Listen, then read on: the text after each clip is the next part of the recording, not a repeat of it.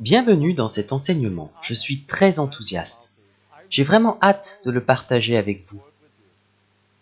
Aujourd'hui, je vais parler des alliances. Vous allez voir que nous ne sommes plus sous la loi de Moïse. L'alliance avec Moïse est périmée, ce n'est plus pour nous. Donc nous ne devrions pas essayer d'obéir à la loi, non. Jésus est venu apporter une meilleure chose. Il est venu pour faire une nouvelle alliance. Nous ne sommes donc pas appelés à vivre sous l'ancienne alliance, par la lettre, comme l'appelle la Bible. Car la lettre tue, mais l'esprit donne la vie. C'est ce qu'on voit, car lorsque Moïse est descendu avec les 10 commandements, la loi, ils avaient déjà violé la loi et 3000 personnes moururent. Mais quand le Saint-Esprit descend à la Pentecôte, 3000 personnes reçoivent une nouvelle vie. Pourquoi ? Parce que la lettre tue et l'Esprit donne la vie. Je pense que vous allez entendre quelque chose que beaucoup n'ont jamais entendu avant. Ça va vous ouvrir les yeux et vous libérer pour que vous viviez la vie que Dieu a pour vous. Une vie dans la liberté. Certes, une vie sainte, dans laquelle on ne vit pas dans le péché, mais cette vie ne viendra pas en essayant d'obéir à la loi.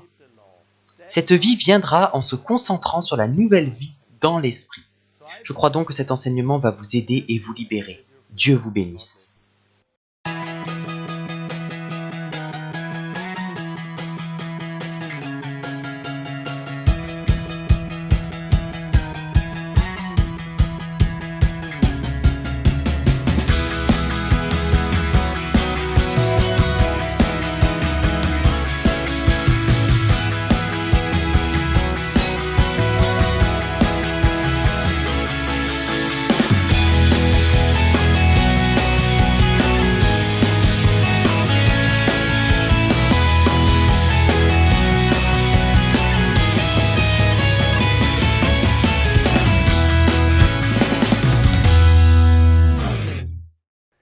Bienvenue à la Pioneer School et dans cet enseignement. J'ai vraiment hâte de partager ceci avec vous. Je crois que cet enseignement va libérer beaucoup de gens. Ça va vous aider à comprendre ce qu'est vraiment la nouvelle alliance. Ce que Jésus est venu faire et comment nous pouvons marcher dans la liberté. Je crois que c'est vraiment très important et j'ai vraiment hâte de vous le partager. Avant de commencer, je vais partager des témoignages. La dernière fois, j'ai parlé de l'Épître aux Hébreux et j'ai eu beaucoup de retours à ce propos. Je veux juste lire 2 témoignages concernant la dernière leçon. Je pense que ça rend une bonne image de ce qu'il y a dans mon cœur et de ce que Dieu fait. Quelqu'un m'a écrit « Je viens juste de finir la leçon 15, un seul mot, merveilleux. » J'ai commencé à lire l'Épître aux Hébreux juste après la vidéo. J'ai déjà lu entièrement la Bible 20 fois. Je l'ai écouté sur CD 40 fois et j'ai consacré des milliers d'heures à l'étudier. Je n'ai jamais lu l'Épître aux Hébreux comme je le fais maintenant. La sagesse que tu as présentée a complètement transformé ma vie vers un plus grand désir de piété comme je n'en ai jamais eu depuis 1972. Merci de dire la vérité. J'aime ton enseignement, il transforme ma vie. J'aime cela parce que ça montre ce que Dieu fait. Nous avons là une personne qui a lu la Bible du début à la fin environ 20 fois. Qu'il a écouté sur CD 40 fois et qui a des milliers d'heures d'études de la Bible. Mais après avoir vu la dernière leçon de la Pioneer School, elle a lu Hébreux une fois de plus. Et qu'a-t-elle dit ? Je ne l'ai jamais lu comme je le fais maintenant. Elle dit que cet enseignement est en train de transformer sa vie. Et c'est ça que je veux faire. Je veux retirer les lunettes de nos yeux, retirer nos traditions, nos manières de lire la Bible et ce que nous avons toujours entendu dire, de beaucoup de choses sur lesquelles nous avons été enseignés dans l'Église et que nous avons considérées comme vraies. Nous avons une certaine compréhension, non pas basée sur la Bible, mais sur les traditions. Et quand on lit la Bible, on se dit « Oui, c'est bien ce qu'on a entendu ». Ce n'est pas le cas, mais nous pensons que ça l'est. Pourquoi ? Parce qu'on lit la Bible au travers de lunettes. C'est ce que j'ai déjà dit plus tôt. Si vous étudiez pour devenir prêtre luthérien, vous pouvez voir que le baptême des bébés est biblique. Beaucoup peuvent le voir. Mais ceux qui n'ont pas cette formation se demandent « Comment peut-on voir une telle chose ?» C'est à cause des lunettes, la façon dont on est habitué à lire la Bible. Et je crois que cet enseignement va vous donner un panorama. Il va vous aider à retirer vos lunettes, comme cette personne l'a fait, pour que vous puissiez lire la Bible d'une façon nouvelle, et que cela transforme aussi votre vie. Une autre personne m'a écrit « Ces derniers jours, je me suis repenti. J'aime comment l'Esprit de Dieu t'a rendu confiant. Tes 2 derniers enseignements m'ont transpercé jusqu'au cœur. Grâce à eux, je vis un grand changement. Depuis que j'ai commencé la Pioneer School, nous avons vu plus de miracles et de guérisons qu'en 25 ans de ministère.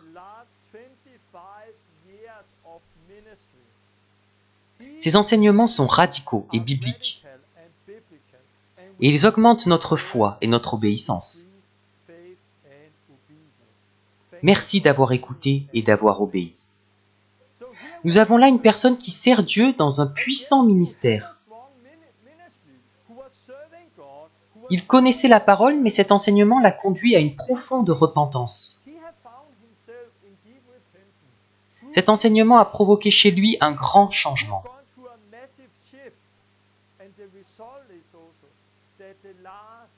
Depuis qu'il a regardé la Pioneer School, il a vu plus de miracles et de guérisons que pendant 25 ans de ministère. C'est ce que je crois, que cet enseignement nous aide à nous défaire de nos lunettes, qui nous aide à vivre un puissant changement dans notre vie personnelle avec Dieu. Et le résultat de cette vie, ce sont des miracles, des guérisons, des gens sauvés, des vies transformées et l'Église qui grandit. Alors nous vivons la vie du livre des Actes. J'aime les témoignages et je pourrais vous en donner beaucoup depuis la dernière leçon. Nous avons été en Angleterre, c'était incroyable. Je vous encourage à regarder les vidéos d'Angleterre. C'était dans une église anglicane, mais il y avait une liberté comme rarement j'en ai vu. J'étais vraiment libre, je partageais la parole sans contrainte. Des gens se sont convertis, ont été guéris, c'était très puissant. On a baptisé 8 personnes. Nous sommes allés dans une autre église où il y avait un baptistère. Et nous avons baptisé les gens là-bas, sur leur confession de foi. Les vies ont été transformées. À Londres, nous avons vu des gens être libérés de démons, être guéris, beaucoup de choses.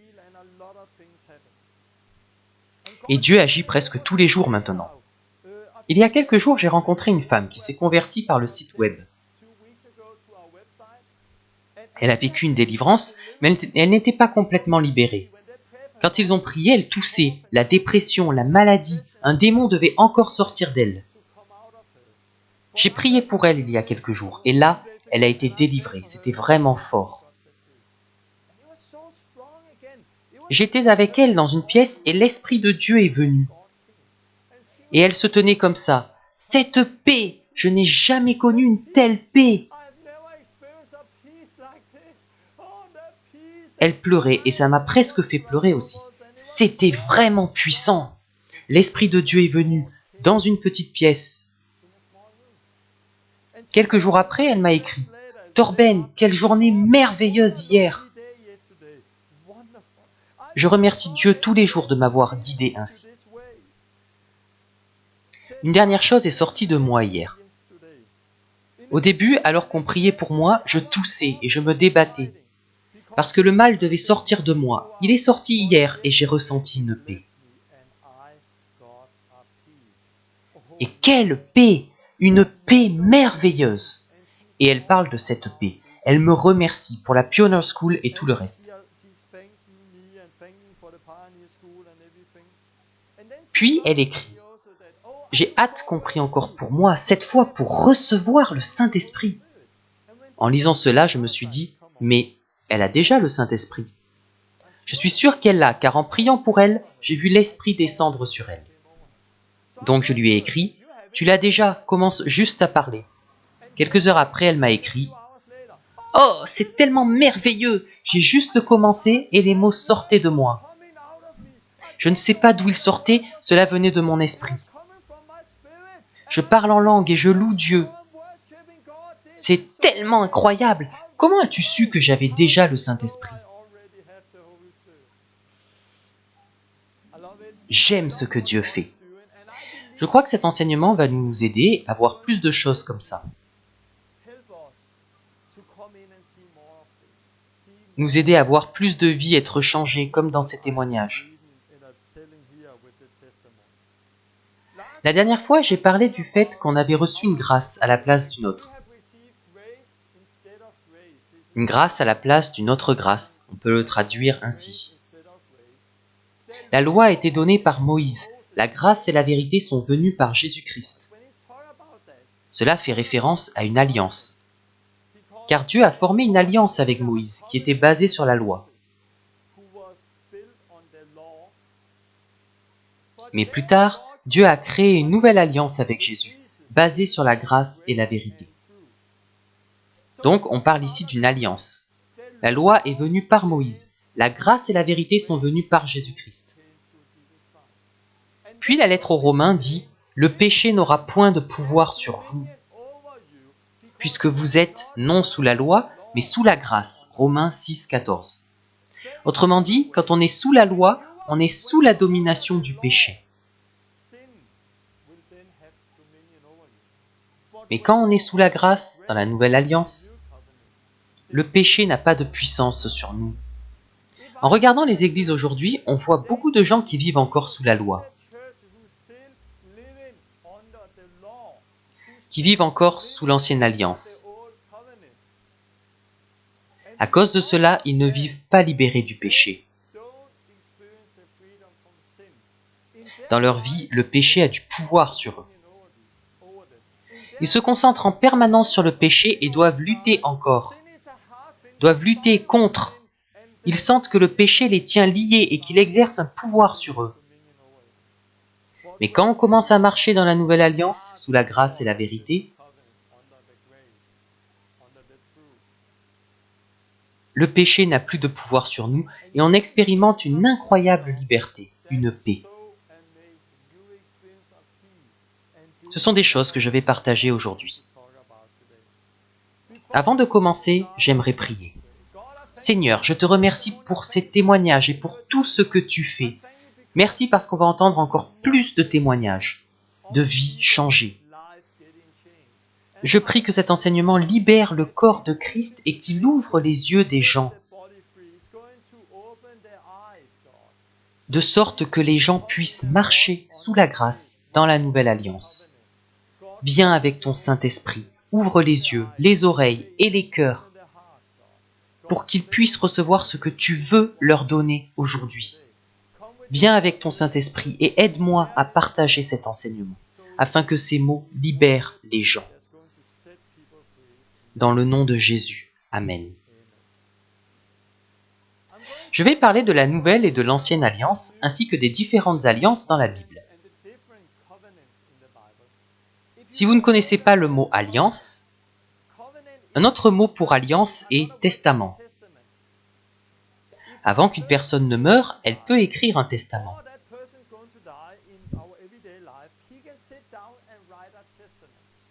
Dans ce testament, elle dit à qui revient les choses qu'elle possède. Ce testament peut être avec ou sans condition. Un testament avec condition, c'est par exemple « Un tel aura cette maison à une condition, ne pas la vendre, faire ceci ou cela ». On connaît des histoires dans lesquelles les gens écrivent des testaments avec condition. La personne pour laquelle le testament est écrit ne peut rien modifier. Il ne peut rien ajouter non plus. Une fois écrit, on ne peut faire que deux choses avec le testament. L'accepter avec les conditions ou bien le refuser. On ne peut rien y changer. Donc lorsque Dieu fait un testament avec nous, nous ne pouvons pas lui dire qu'il faudrait changer ceci ou cela.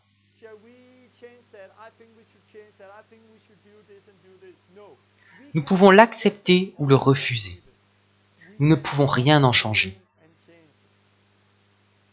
Maintenant, on va voir différentes alliances dans la Bible.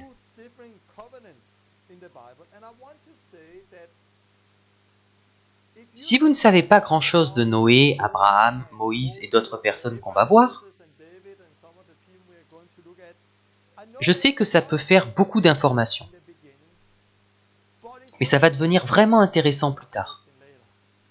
Je vous encourage donc à me suivre pendant que je parcours toutes ces choses,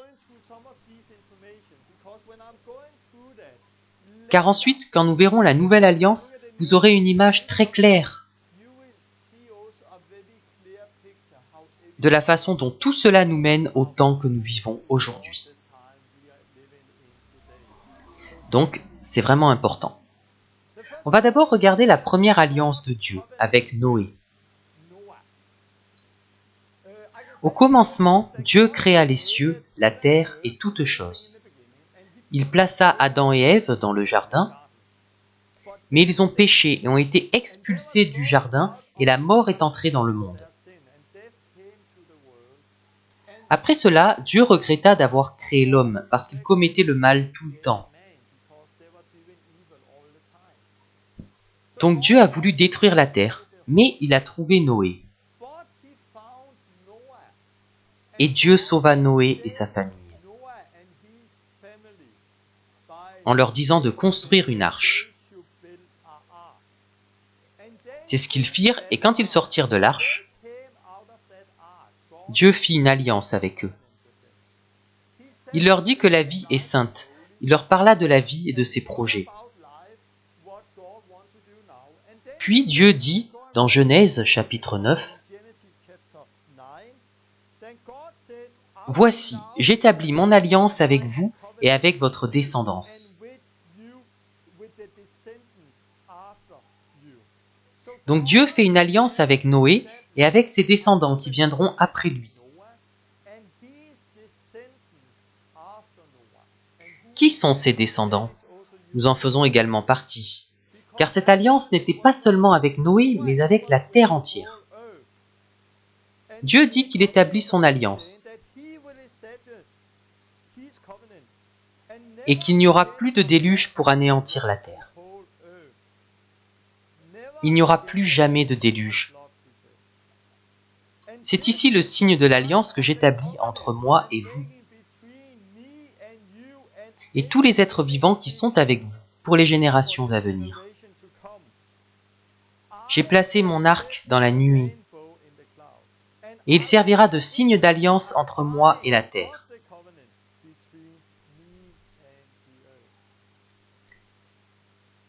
Donc Dieu a fait une alliance avec Noé et nous,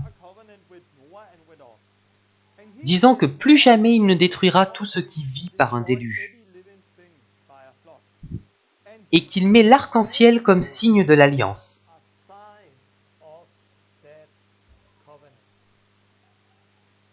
Dans le Nouveau Testament, on parle aussi de Noé dans Hébreux 11. On en parle aussi dans 1 Pierre 3, 20, alors qu'il parle du salut et du baptême. Pierre parle de l'arche et il dit « Un petit nombre de personnes, 8, furent sauvés à travers l'eau. Cette eau était une figure du baptême qui maintenant vous sauve.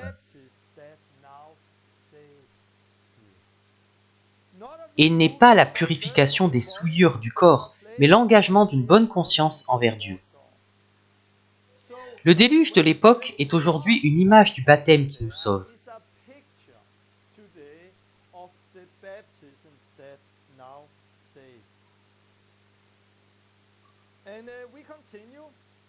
Plus tard, Dieu fait une alliance avec Abraham. Quand Abraham a 75 ans, Dieu lui dit de quitter sa maison et d'aller à un endroit où il veut l'emmener.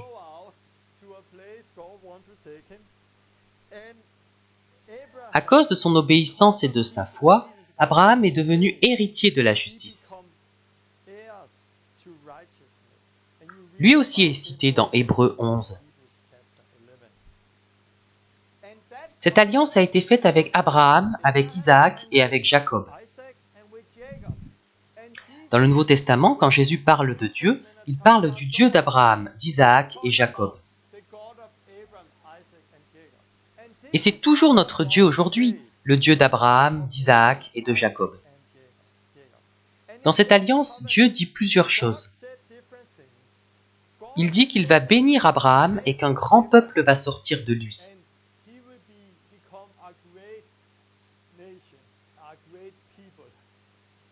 Il parle d'un peuple nombreux et d'une terre que ce peuple va hériter.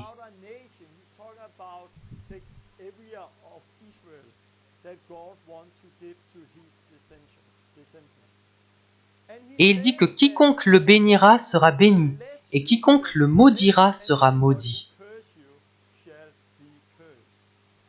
Puis il dit que le signe de cette alliance sera la circoncision.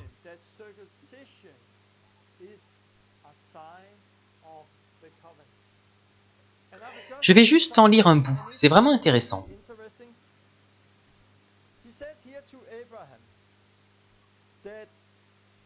Dans Genèse 17, Dieu dit à Abraham, « C'est ici mon alliance que vous garderez entre moi et vous, et ta postérité après toi.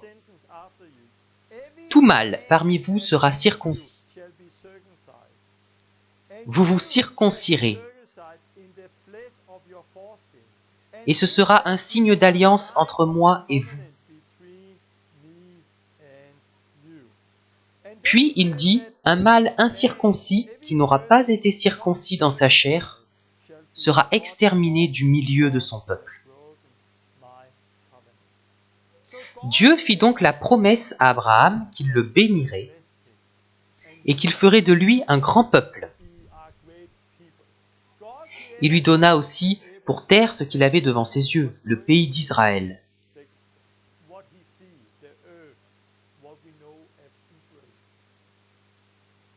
Le signe de l'alliance qu'il devait porter était la circoncision du prépuce.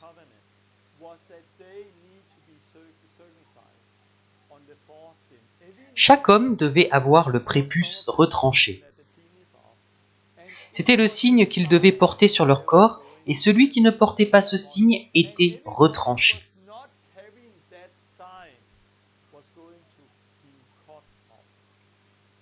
Cette alliance est pour les Israélites.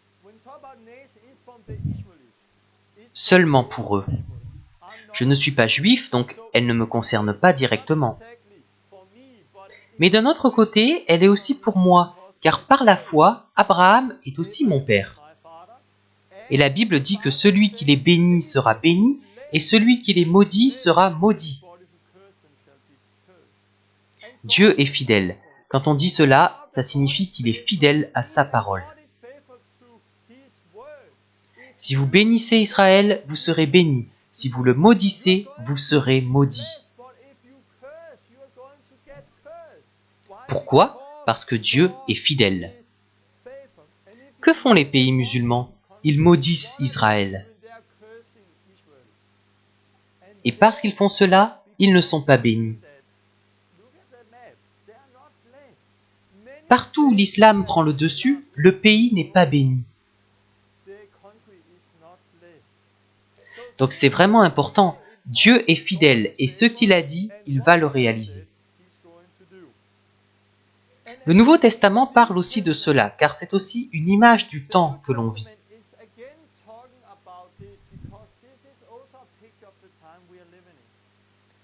Je vais lire un passage de Romains 4. Abraham crut à Dieu, et cela lui fut compté comme justice. Et il reçut le signe de la circoncision comme sceau de la justice qu'il avait obtenu par la foi, quand il était incirconcis. Il est dit qu'il a été justifié par la foi. Donc il n'est pas devenu juste par la circoncision, il est devenu juste par la foi.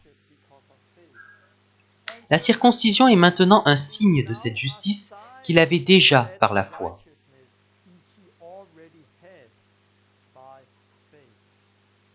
Par cela, il est devenu notre Père, à nous qui ne sommes pas circoncis, mais qui avons la foi. Vous et moi, qui ne sommes pas juifs, et il est aussi devenu le Père des Juifs. Romains 4 parle de tout cela. Encore une fois, c'est une image de la nouvelle alliance d'aujourd'hui. Que dit Jésus? Celui qui croit et qui est baptisé sera sauvé.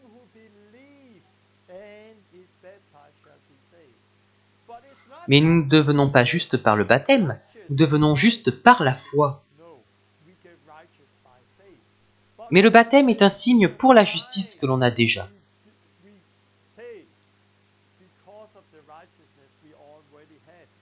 Donc on ne baptise pas les gens qui n'ont pas la foi. Ils doivent avoir la foi et ensuite ils ont besoin d'être baptisés. Je vais lire un passage de Colossiens 2, dans lequel on voit que la circoncision est une image du baptême d'aujourd'hui. En Jésus, vous avez été circoncis d'une circoncision qui n'est pas faite par la main des hommes, c'est-à-dire le dépouillement du corps de la chair, la circoncision du Christ. Enseveli avec lui par le baptême, vous êtes aussi ressuscité avec lui. Donc à cette époque, dans l'Ancienne Alliance, il recevait la justice par la foi. Abraham reçut la promesse par la foi. Puis il retranchait le prépuce. C'est une image de ce que nous vivons aujourd'hui. Aujourd'hui, nous ne sommes plus circoncis dans la chair en tranchant le prépuce. Nous sommes circoncis en retranchant le péché, l'ancienne vie, lorsque nous sommes baptisés en Jésus-Christ. À quel point le baptême d'eau est-il important? Certains disent que le baptême n'est pas important car nous sommes justifiés par la foi et non par le baptême, donc il n'y a pas besoin de se faire baptiser. Mais, qu'est-ce que Dieu a dit à Abraham? Que quiconque ne serait pas circoncis serait retranché.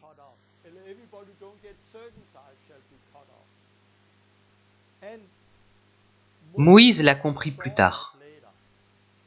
Dans Exode chapitre 4, quelques générations après Abraham, on lit que Moïse était en chemin avec sa femme Séphora et leur fils. Puis Dieu est venu attenter à sa vie.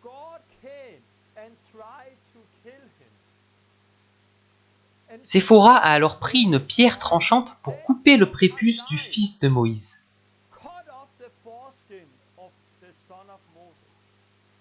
Après avoir fait ça, Dieu s'en est allé sans le tuer.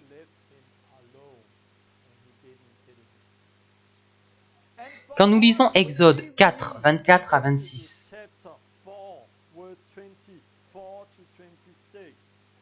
nous ne comprenons pas pourquoi Dieu est venu pour tuer Moïse. Pourquoi? Parce qu'il avait brisé l'alliance. Mais dès lors que sa femme eut tranché le prépuce de son fils,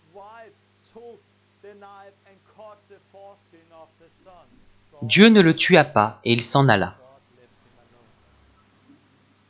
Donc Dieu est fidèle.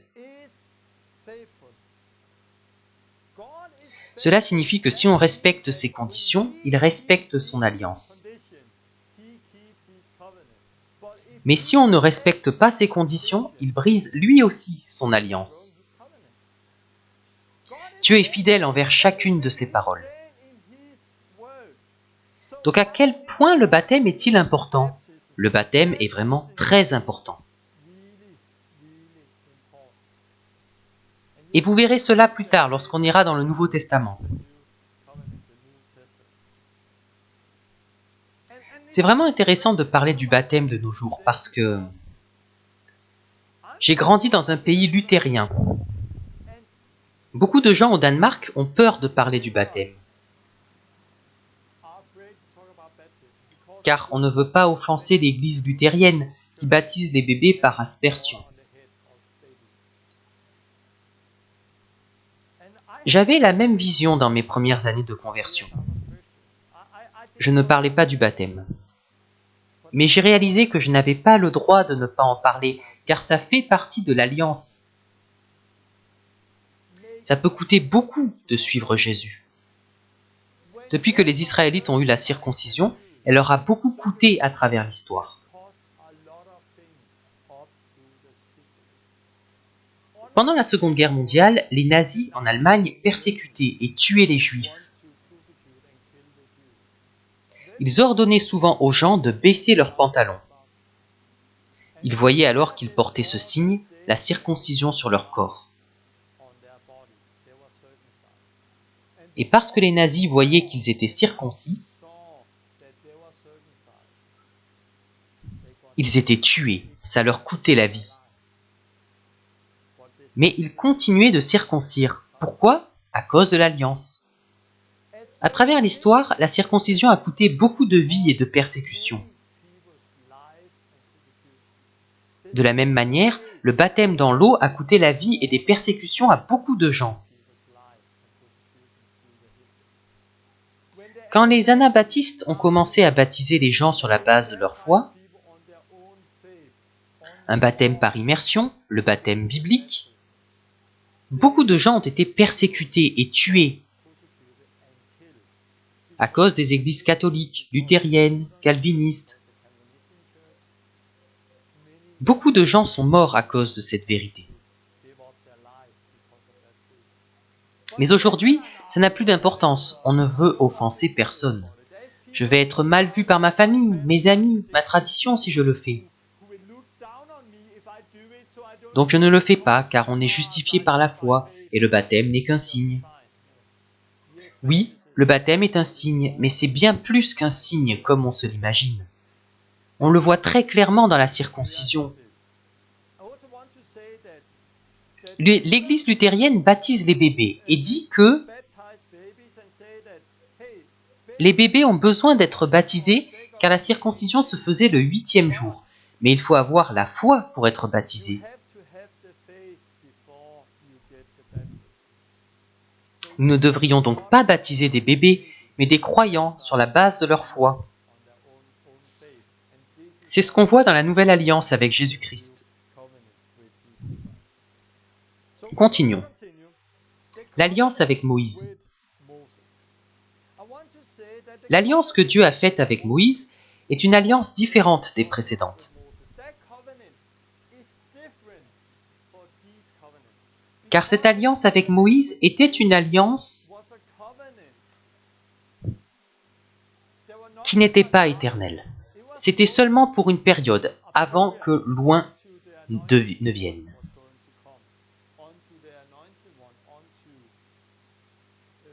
Avant que le Messie, le Christ, ne vienne.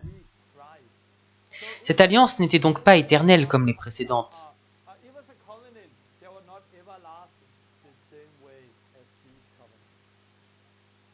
Dans Exode 19, Dieu est descendu avec les 10 commandements et le reste de la loi sur le mont Sinaï. Et il fit une alliance avec Moïse et les Israélites. On lit dans Exode 24 que Moïse vient et répète au peuple ce que le Seigneur dit.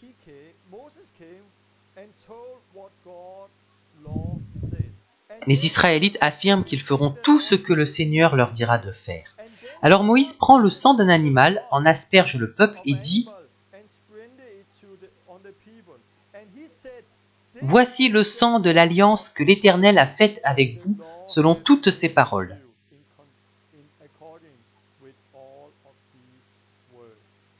Donc Moïse a pris le sang et a dit qu'il s'agissait du sang de l'alliance que Dieu a faite avec eux.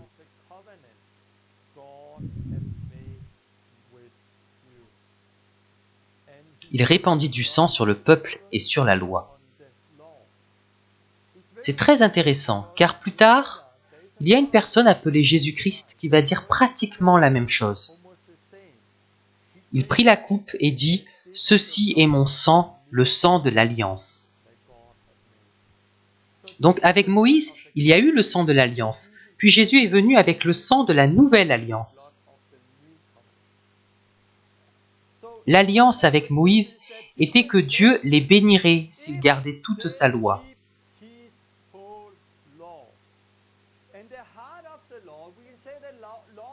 Il y avait la loi du pays d'Israël, la loi des offrandes et des sacrifices, et les 10 commandements, qui sont le cœur de la loi. Les 10 commandements écrits sur des tables de pierre. Donc Dieu les bénirait s'ils gardent toute la loi. S'ils violent la loi, ils seront maudits. Les signes de l'alliance étaient les tables de pierre et elles étaient placées dans l'arche de l'alliance. Car lorsque Dieu a donné à Moïse les tables de pierre qu'il a écrites de sa propre main,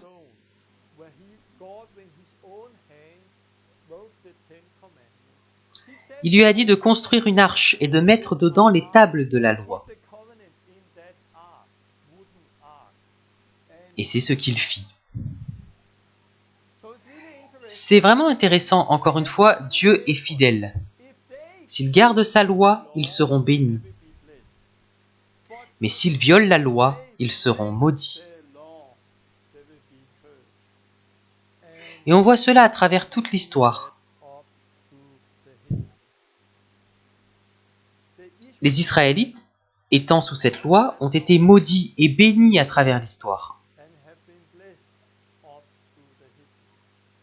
Si on regarde dans la loi quelles sont les malédictions qui doivent venir sur ce peuple, c'est presque comme étudier la Seconde Guerre mondiale. Et comment les Juifs ont été tués et persécutés.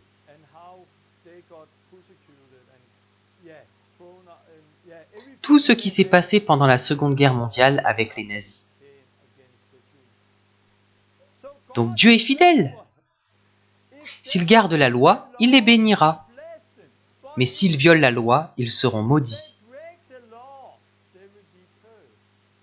Parce que c'est l'alliance qu'ils ont accepté de faire avec Dieu.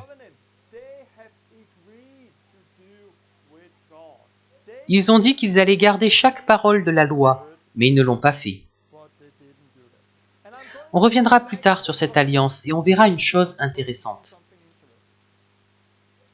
On arrive ensuite à l'alliance avec le roi David. L'alliance de Dieu avec David. Dieu fait alliance avec David et dit une chose intéressante dans 2 Samuel 7, 12. Quand tes jours seront accomplis et que tu seras couché avec tes pères, j'élèverai ta postérité après toi. Celui qui sera sorti de tes entrailles, et j'affermirai son règne. Ce sera lui qui bâtira une maison à mon nom, et j'affermirai pour toujours le trône de son royaume. Je serai pour lui un père, et il sera pour moi un fils. Il s'agit là du fils de David, le roi Salomon.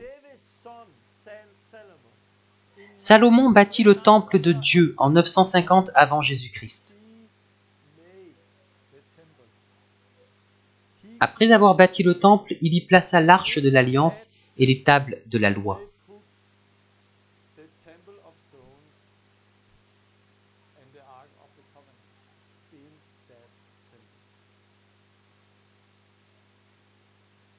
Mais aujourd'hui, on sait que ce dont parle Dieu ici, le fait qu'il va établir le trône du fils de David pour toujours, et qu'il sera un père pour lui, et qu'il sera son fils. On sait qu'on parle de Jésus. Il parle de Jésus en disant qu'un jour, le Fils de Dieu va venir.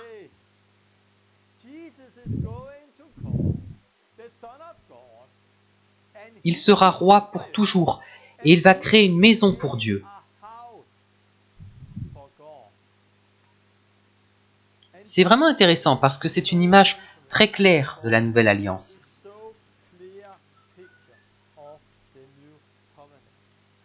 Dieu dit à David que l'un de ses descendants régnera pour toujours et que celui-ci doit construire un temple. Et Salomon fit cela. Mais quand Jésus vint, il créa un nouveau temple. Non pas un temple de pierre, mais un temple de pierre vivante.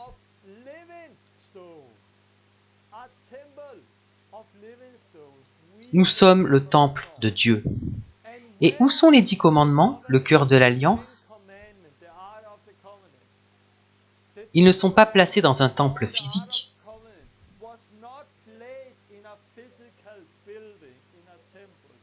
Dans la Nouvelle Alliance, les commandements sont inscrits dans nos cœurs. La loi est écrite dans nos cœurs, non sur des tables de pierre placées dans un bâtiment. Elle est écrite dans nos cœurs et déposée dans nos corps, parce que nous sommes le temple du Saint-Esprit. C'est vraiment une image claire. Je vais maintenant aller dans le Nouveau Testament. Et vous allez voir que toutes les anciennes alliances sont une image du temps que nous vivons maintenant. C'est aussi intéressant de voir comment Pierre, Étienne et les autres prêchaient l'Évangile dans le livre des Actes. On voit qu'ils pointent toujours vers les anciennes alliances.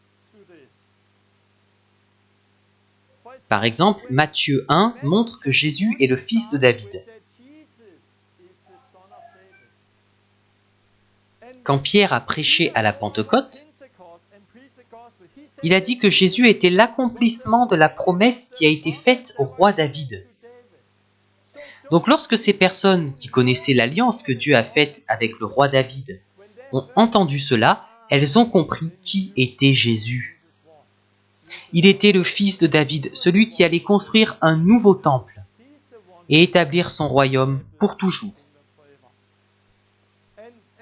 Il parle très souvent des anciennes alliances. Quand Pierre prêche dans Acte 3, il dit « Moïse a dit, « Le Seigneur votre Dieu vous suscitera d'entre vos frères un prophète comme moi. Vous l'écouterez dans tout ce qu'il vous dira. Et quiconque n'écoutera pas ce prophète, ou qui ne lui obéira pas, sera exterminé du milieu du peuple. » Acte 3, 22. On voit ici que Pierre prêche que Moïse a dit que Dieu enverrait un prophète comme lui.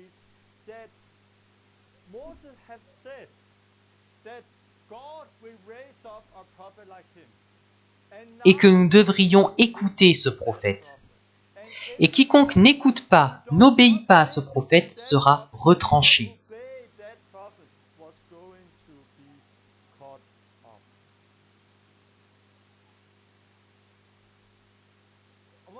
Je vais lire un passage de Jérémie parce qu'il a prophétisé au sujet de la Nouvelle Alliance.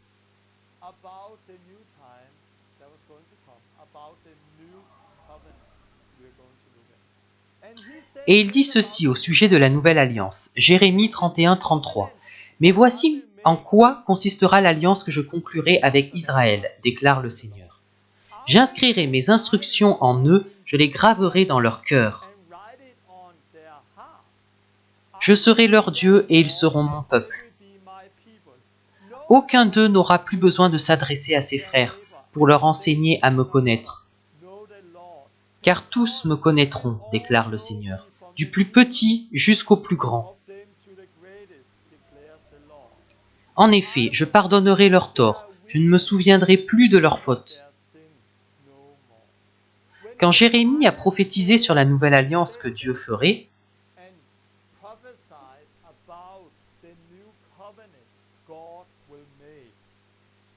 il a dit quelque chose qui était vraiment différent de l'ancienne alliance.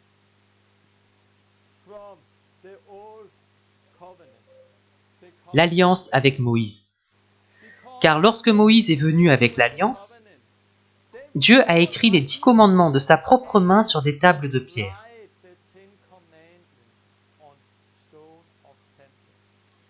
Plus tard, Moïse les a mis dans l'arche et l'arche a été mise dans le temple. Mais un jour, Dieu mettra sa loi en nous et il l'écrira dans nos cœurs.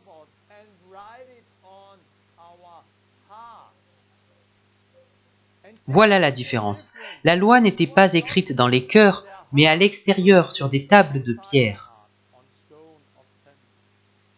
Mais maintenant, la loi serait écrite dans les cœurs. Il a dit une autre chose intéressante. J'inscrirai mes instructions en eux. Il parle d'une nouvelle création. Quelque chose de nouveau se passe en nous. C'est une nouvelle création. Il dit que tous me connaîtront. Il s'agit d'une communion avec Dieu.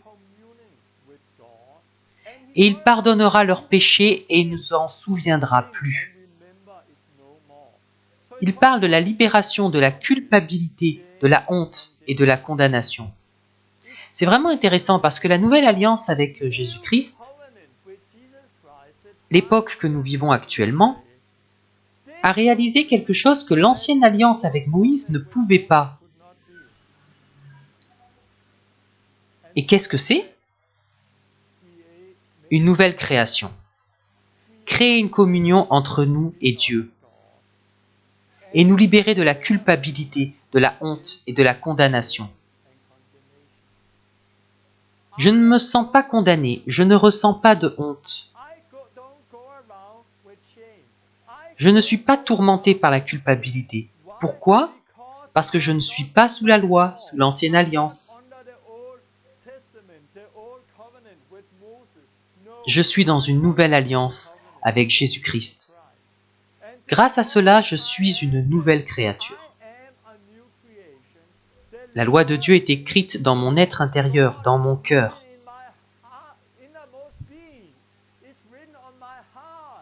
Dieu a retiré mes péchés loin de moi. Et il ne s'en souvient plus. C'est pourquoi je suis libre de la culpabilité, libre de la honte et libre de la condamnation. C'est vraiment intéressant car si on regarde ces promesses, on voit tellement de personnes dans les églises aujourd'hui qui ne les ont pas reçues. Elles vivent encore dans l'ancienne alliance. C'est ce qu'on va voir maintenant. On va voir ce qu'est la nouvelle alliance. Et comment on peut entrer et marcher dans la nouvelle alliance. La Bible parle d'une alliance ancienne. Cela ne signifie pas que tout ce qu'on y trouve est obsolète. La nouvelle alliance remplace l'ancienne, qui parle de la loi de Moïse. C'est cela l'ancienne alliance. L'alliance avec Noé n'est pas l'ancienne alliance, elle continue encore aujourd'hui. Car c'était une alliance éternelle, qui durera tant que le ciel et la terre seront là.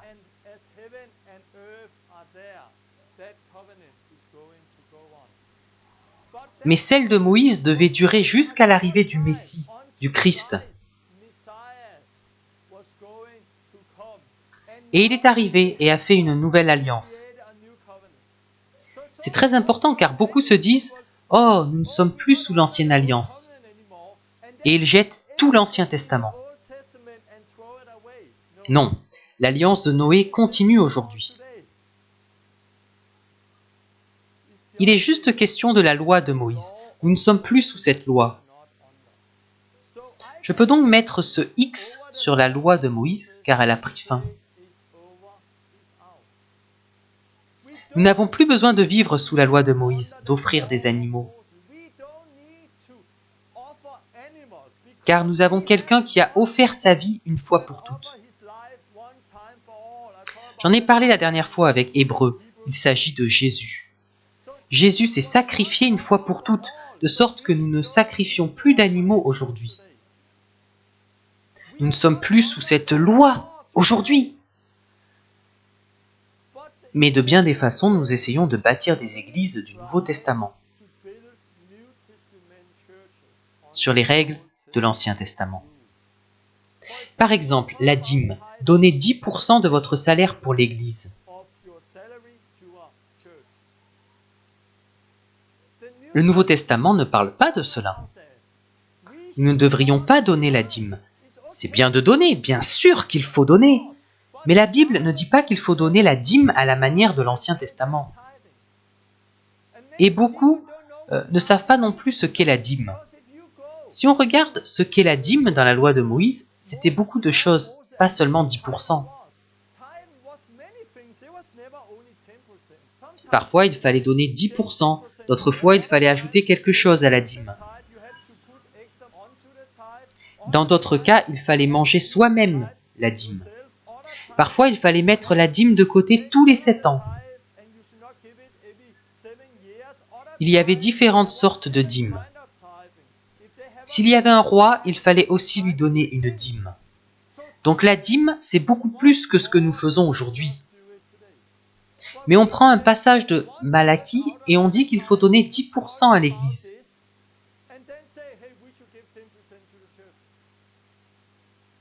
Non, nous ne sommes pas sous cette loi. Quand on commence à se mettre sous la loi, quelque chose ne va pas. Alors on dit, oui, mais Jésus parle de la dîme. Il y a une chose à comprendre. Le problème, c'est qu'on a divisé la Bible de telle façon que nous avons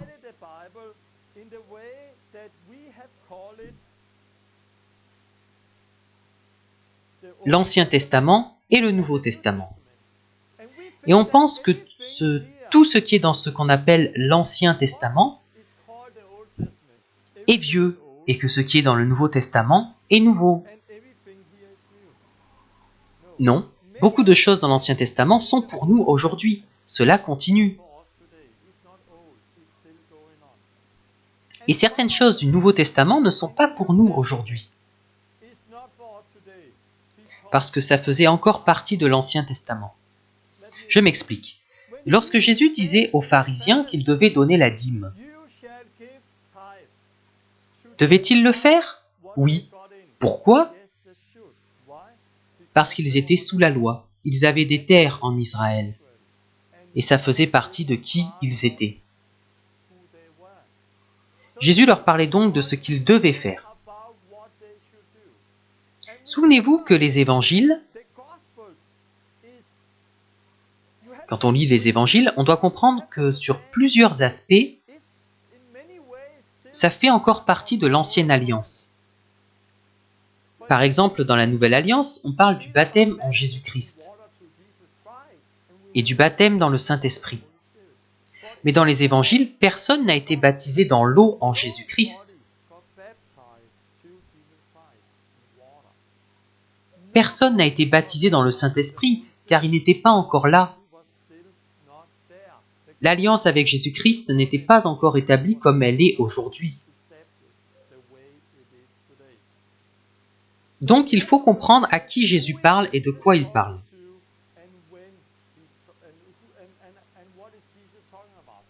Parfois, il parle aux gens qui sont sous la loi. D'autres fois, il parle de ce qui est à venir. On a besoin de l'aide du Saint-Esprit pour ne pas être perdu dans ce que Jésus dit. La nouvelle alliance.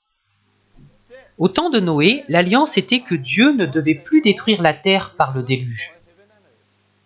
Et l'arc-en-ciel en était le signe. Puis il veut bénir Abraham et ses descendants et leur donner le pays de Canaan. La circoncision était le signe. Puis avec David, il dit qu'un roi va régner pour toujours et qu'un temple sera construit.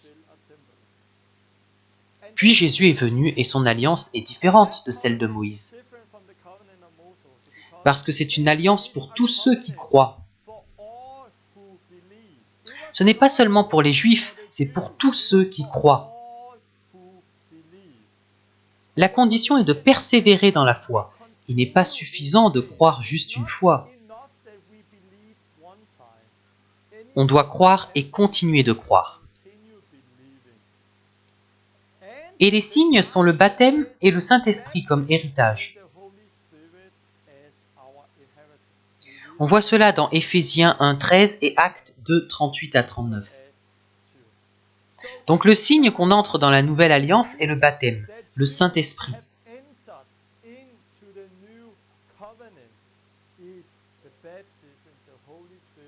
Et ce que Pierre a dit à la Pentecôte.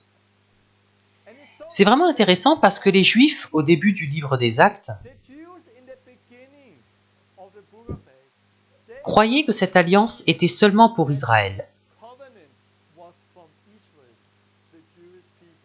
et pas pour les non-juifs. Mais après, Dieu a parlé à Pierre et l'a envoyé chez Corneille, une maison de non-juifs. Une fois là-bas, Pierre a prêché et il a vu le Saint-Esprit venir sur ces non-juifs.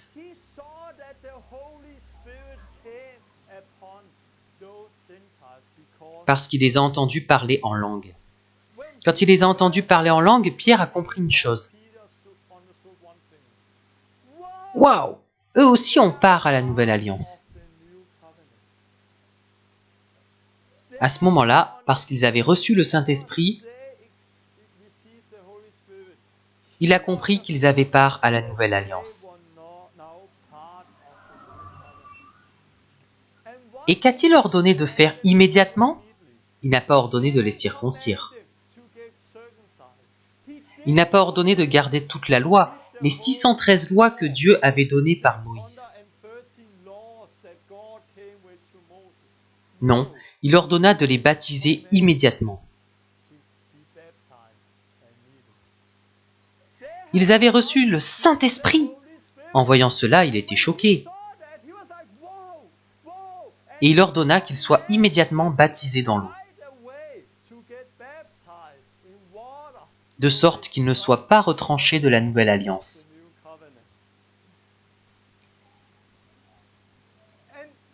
Nous devons comprendre que notre Dieu est un Dieu d'alliance. Nous servons un Dieu qui fait des alliances avec nous. Et nos vies font partie de cela. Quand la Bible dit qu'aujourd'hui, par la grâce de Dieu, nous sommes sauvés par la foi,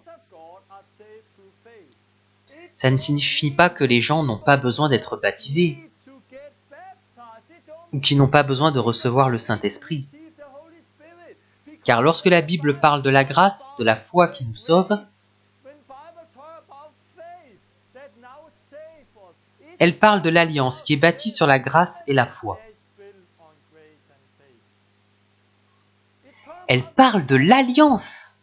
Il y a tellement de méprise quand les gens lisent la Bible. Quand on lit qu'on n'est plus sous la loi, que nous ne sommes pas sauvés par les œuvres mais par la foi, ça ne signifie pas que nous ne devrions pas persévérer dans la foi ou être baptisés dans l'eau et dans le Saint-Esprit, parce que ce sont les conditions sur lesquelles l'alliance de foi est bâtie, sur lesquelles l'alliance de grâce est bâtie. Mais parce que les gens ne savent pas que Dieu est un Dieu d'alliance, ils disent « Nous sommes sauvés par la grâce à travers la foi, donc pas besoin d'être baptisés ni d'obéir à Dieu. »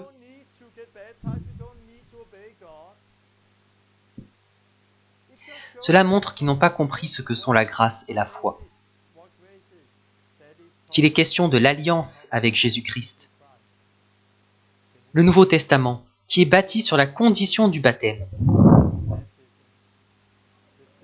De la même manière que l'alliance d'Abraham était bâtie sur la condition de la circoncision.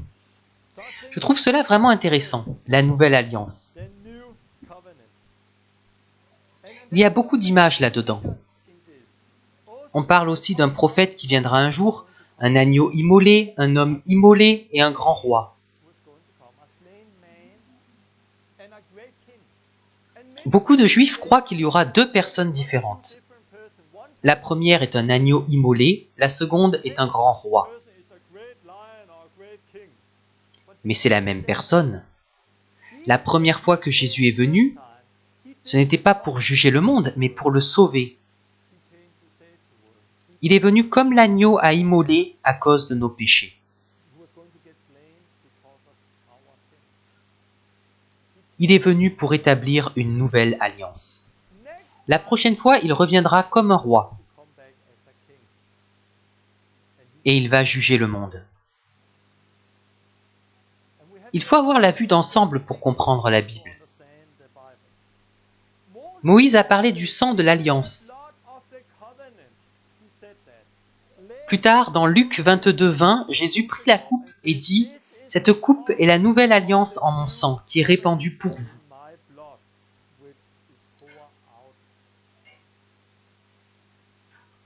La nouvelle alliance prend la place de l'ancienne. N'essayez pas de vivre sous la loi. Que ce soit le sabbat, la dîme, la prêtrise, tout ce que Dieu a dit à Moïse. Nous ne sommes pas sous la loi de Moïse. Maintenant, nous sommes sous la loi de Christ. Nous ne sommes pas sous la loi de Moïse, mais sous la loi de Christ, le Nouveau Testament. On va regarder maintenant ce que Jésus a dit. Il est ce prophète que l'on doit écouter, à qui on doit obéir. Avant tout, je veux souligner que Jésus est aussi très radical. Il est même plus radical que la loi. Mais sachez que c'est une bonne nouvelle. C'est radical, mais c'est toujours une bonne nouvelle. La Bible dit quelque chose d'intéressant sur la loi. Dans l'Ancien Testament, la loi était écrite avec des lettres sur des tables de pierre.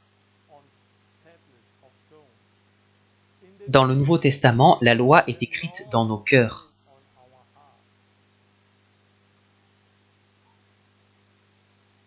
Nous vivons maintenant dans la Nouvelle Alliance. 2 Corinthiens 3, 6 dit « Il nous a aussi rendus capables d'être ministres d'une nouvelle alliance. » Non de la lettre, mais de l'esprit.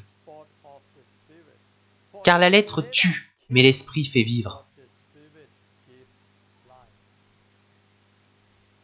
La grande différence, c'est que ici, l'accent était mis sur la lettre. La nouvelle alliance se focalise sur l'esprit qui est derrière la lettre. La lettre tue, l'esprit donne la vie. On peut voir une image claire de cela. Quand Dieu a fait l'alliance et que Moïse est descendu avec les 10 commandements, ils avaient déjà brisé l'alliance.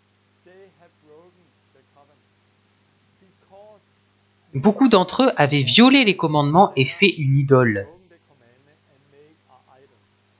Ils avaient fait un veau d'or et ils l'adoraient.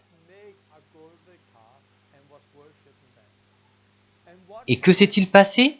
Ils avaient violé la lettre. Et 3000 personnes sont mortes.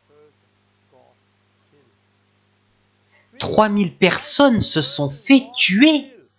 Lorsque Moïse est descendu du mont Sinaï avec les 10 commandements, 3000 se sont fait tuer. La lettre tue, mais l'esprit donne la vie. Quand le Saint-Esprit descendit à la Pentecôte, 3000 personnes ont reçu une nouvelle vie. C'est vraiment puissant de voir ce parallèle, car le Saint-Esprit est descendu le jour où il célébrait le don de la loi à Moïse. Des années plus tard, alors que la Nouvelle Alliance avait commencé, ils étaient réunis. Ils étaient réunis à Jérusalem pour célébrer le don de la loi à Moïse.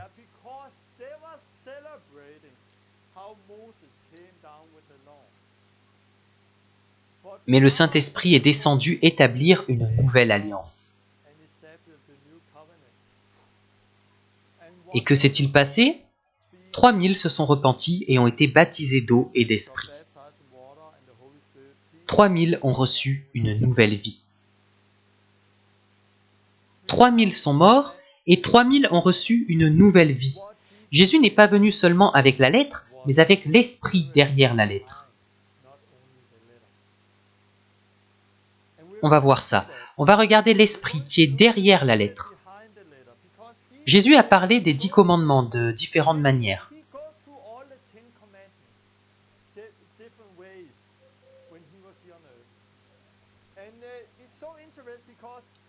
Il est très clair sur 9 des 10 commandements. Celui qui est très différent, c'est le sabbat. Il explique le véritable but du sabbat de plusieurs manières différentes. J'ai quelques versets sur le sabbat, mais je ne veux pas approfondir maintenant.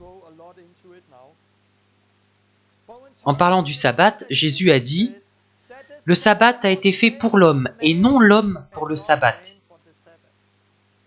De sorte que le Fils de l'homme est maître même du sabbat. » Marc 2, 27. Dieu a donné le sabbat et les 10 commandements. Mais les hommes ont tout tordu. Le sabbat devait être une bénédiction pour eux. Mais c'est devenu une nouvelle malédiction. C'est devenu une chose qu'ils ne devaient pas faire au lieu d'une aide. C'est très intéressant car l'état d'esprit juif, c'est on ne peut travailler pendant le sabbat, on ne peut rien faire le jour du sabbat, on ne doit pas se couper les cheveux, on ne doit pas aider les autres, on ne peut rien faire pendant le sabbat. Puis Jésus est venu et il a accompli toute la loi. Est-ce que Jésus a aussi accompli le sabbat? Oui, il l'a fait. Mais en Jean 5, on lit qu'il y avait une personne malade et que Jésus l'a guérie. Et les pharisiens, les leaders juifs, l'ont persécuté à cause de ça. Puis Jésus dit « Mon Père est à l'œuvre jusqu'à présent, et moi aussi je suis à l'œuvre. » Jean 5, 17. Donc pour Jésus, le sabbat était un sabbat d'œuvre pour le royaume de Dieu. Ce n'était pas un sabbat où on s'assoit, on ne fait rien, puis on va à l'église. Non, c'était un sabbat où il sortait, il bénissait les gens, guérissait les gens et délivrait les gens. Sommes-nous sous le sabbat aujourd'hui? Non, car ce repos, nous l'avons en Jésus-Christ. Et dans les épîtres, personne ne dit qu'on devrait garder le sabbat. Romains 14, 5 dit « Tel fait une distinction entre les jours, tel autre les estime tous égaux. Que chacun ait en son esprit une pleine conviction. » Je veux en venir au reste de la loi maintenant. Je ne veux pas aller trop loin dans le sabbat. Soyons guidés par l'esprit, c'est bien plus simple. Pour le reste de la loi, les 10 commandements, Jésus parle non pas de la lettre, mais du cœur derrière la lettre. Il dit une chose intéressante sur le meurtre. Vous avez entendu, il parle de la loi, qu'il a été dit aux anciens, « Tu ne tueras point, celui qui tuera mérite d'être puni par les juges. » C'était la loi. Puis il continue, « Mais moi je vous dis, et il dit quelque chose de plus radical, si vous avez de la haine dans votre cœur, vous êtes un meurtrier, et quiconque dit, imbécile, est en danger de mort éternelle dans le feu. » Il continue sur l'adultère en disant, « Vous avez appris qu'il a été dit, tu ne commettras point d'adultère. Mais moi, je vous dis que quiconque regarde une femme pour la convoiter a déjà commis un adultère avec elle dans son cœur. » Et il continue. Il a été dit que celui qui répudie sa femme lui donne une lettre de divorce. Mais moi je vous dis, et il continue et finit par « Celui qui épouse une femme divorcée commet un adultère. » Ce qu'on voit ici, c'est que Jésus ne se concentre pas seulement sur la lettre de la loi. Il se concentre sur le cœur derrière la lettre. Les pharisiens étaient comme ça. Je n'ai jamais tué personne. Je suis juste, je n'ai jamais tué, jamais commis d'adultère. Je ne suis jamais allé faire ces choses. Je n'ai jamais divorcé. Mais Jésus a atteint l'esprit derrière leur cœur. Et il a dit, peut-être ne l'avez-vous pas fait physiquement, mais vous avez de la haine dans le cœur. Donc vous êtes des meurtriers. Vous regardez une autre femme avec envie, donc vous commettez l'adultère. Et ainsi de suite. C'était le problème des pharisiens. Ils étaient seulement concentrés sur la lettre de la loi. Vous devez faire ce qui est juste. Mais leur cœur était totalement rebelle à Dieu. Leur cœur était le problème. Et Dieu ne veut pas un peuple qui le sert par la lettre, mais qui, à l'intérieur, lui est complètement rebelle.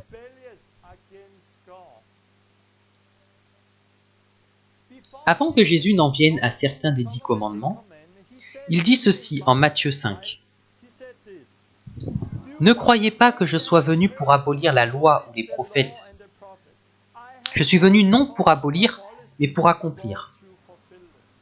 En d'autres termes, je ne suis pas venu détruire la loi, mais je suis venu pour qu'elle se fasse. » En quelque sorte, c'est ce qu'il dit. Je suis venu pour qu'elle se fasse. Je suis venu pour vous aider à ce qu'elle se fasse, de sorte que vous ne viviez pas seulement par la lettre, mais par l'esprit. Je vous le dis en vérité, tant que le ciel et la terre ne passeront point, il ne disparaîtra pas de la loi un seul iota ou un seul trait de lettre, jusqu'à ce que tout soit arrivé. Celui donc qui supprimera l'un de ces plus petits commandements et qui enseignera aux hommes à faire de même, sera appelé le plus petit dans le royaume des cieux. Mais celui qui les observera et qui enseignera à les observer, celui-là sera appelé grand dans le royaume des cieux. Car, je vous le dis, si votre justice ne surpasse pas celle des scribes et des pharisiens,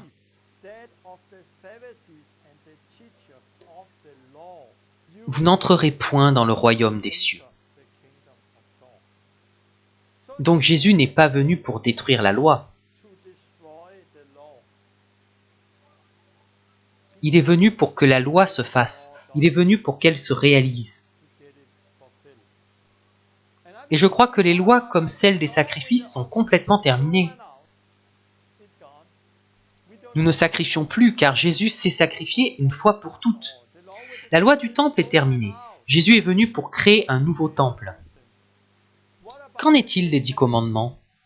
La lettre est caduque. Nous ne vivons plus par la lettre.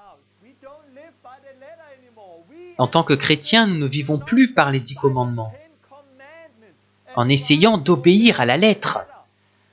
Non, nous devrions vivre la nouvelle vie et vivre par l'esprit derrière la lettre. Nous ne sommes plus sous les 10 commandements aujourd'hui. Sous les 10 commandements écrits sur la pierre. Maintenant, ils sont écrits dans nos cœurs. Vous allez voir cela plus tard. Donc la loi est finie parce que Jésus est venu l'accomplir. Il est venu pour qu'elle se fasse par son esprit. Et il dit, si votre justice ne surpasse pas celle des scribes et des pharisiens,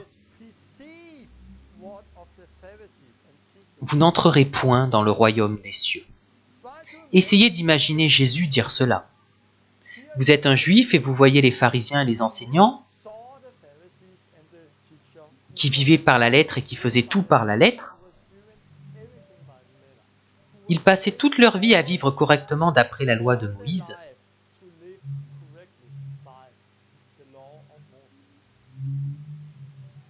Ils utilisaient beaucoup plus de temps, beaucoup plus d'énergie, beaucoup plus d'enthousiasme à obéir à la loi que vous ne l'avez jamais fait. Et puis vous entendez Jésus dire, « Si ta justice ne dépasse pas la leur, tu n'entreras pas dans le royaume de Dieu. » En entendant cela, vous vous dites, « Je suis perdu, c'est raté pour moi, car je ne peux pas vivre comme eux le font.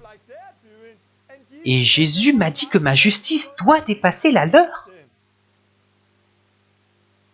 Mais Jésus n'est pas venu apporter un nouveau fardeau. Jésus n'est pas venu avec un grand serment de sorte que nous ayons encore plus de difficultés. Non, car la vérité nous libère et nous ne vivons plus sous la loi. Il y a là une liberté, mais je vais reparler de cela. Jésus a parlé de certaines choses, et pour eux c'était vraiment radical. Vous allez voir une chose intéressante. Il parle du divorce à un moment, et plus tard il en reparle avec ses disciples. Et on lit dans Matthieu 19, je vais prendre certains versets, qu'il parle de divorce, de remariage, etc. Et Jésus dit ici, « N'avez-vous pas lu qu'au commencement, le Créateur fit l'homme et la femme ?» Quand Jésus parle de cela avec ses disciples plus tard, il dit, « Au commencement, le Créateur fit l'homme et la femme. »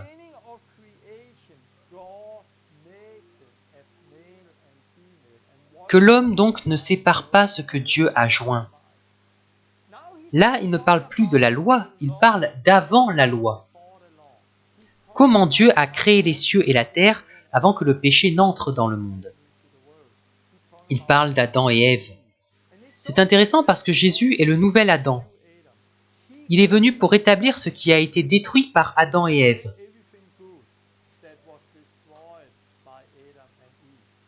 Donc ils parlent de ça, mais ils ne comprennent pas. Alors ils lui disent « Pourquoi donc Moïse a-t-il prescrit de donner à la femme une lettre de divorce et de la répudier ?»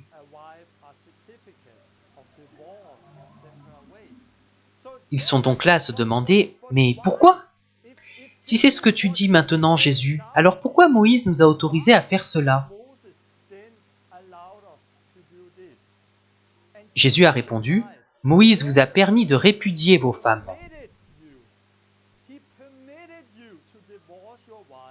à cause de la dureté de votre cœur. Au commencement, il n'en était pas ainsi. » Ça, c'est vraiment intéressant. Ce que disait Jésus était radical. C'était bien plus radical que ce que la loi de Moïse disait. Alors les disciples lui dirent « Si telle est la condition de l'homme à l'égard de la femme, il n'est pas avantageux de se marier. » Donc essayez d'imaginer, nous avons là les Juifs, les disciples qui connaissent la loi. Et ils parlent de cela avec Jésus. Et ils disent à Jésus, « Qu'en est-il du divorce ?» Il leur répond qu'au commencement, il n'en était pas ainsi. Et il commence à parler du commencement, avant que le péché n'entre dans le monde. Ils ne comprennent pas pourquoi soudainement Jésus parle du commencement. Et ils se demandent pourquoi Moïse a permis aux hommes de divorcer.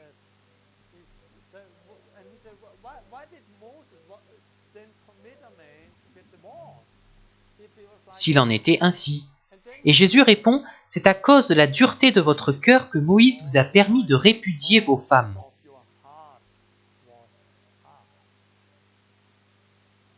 De bien des manières, la loi était un compromis. La loi ne pouvait pas faire ce qu'elle était supposée faire car leur cœur était dur.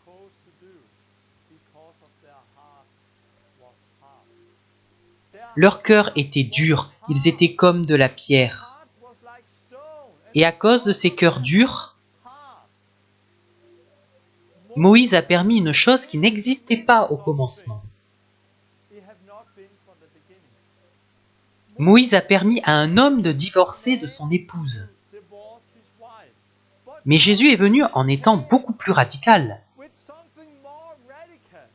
Il est venu pour que la loi soit faite. Il est venu pour rétablir tout ce qui a été détruit par Adam et Ève.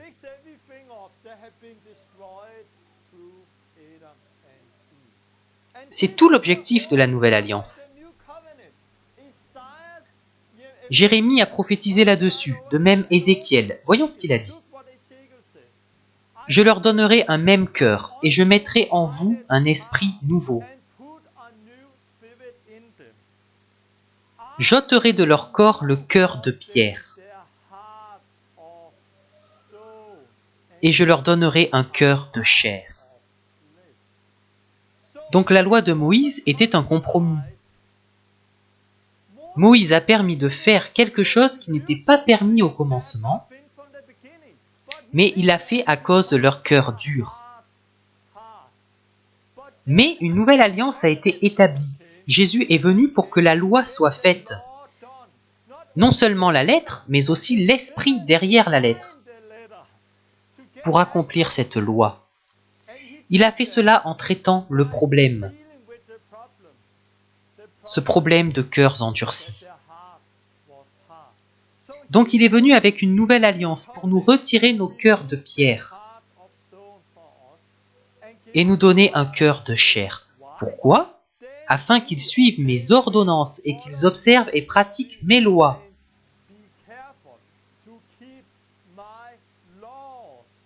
Et ils seront mon peuple et je serai leur Dieu. Ézéchiel 11, 20.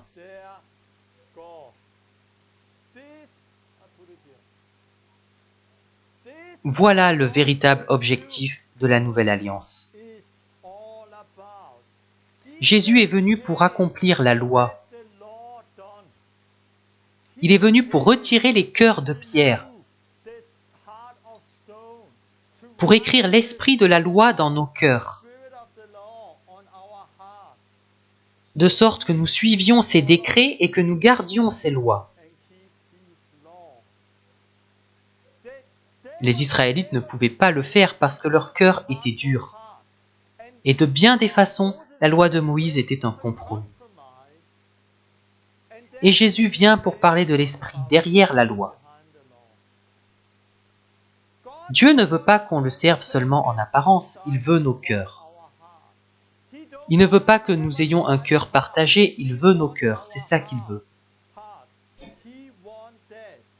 Tout le but de l'alliance, c'est les cœurs. Quand on reçoit le Saint-Esprit, j'ai parlé de ça il y a quelque temps, l'amour de Dieu est répandu par notre esprit. Que dit Jésus sur les commandements ? Qu'il y a deux choses.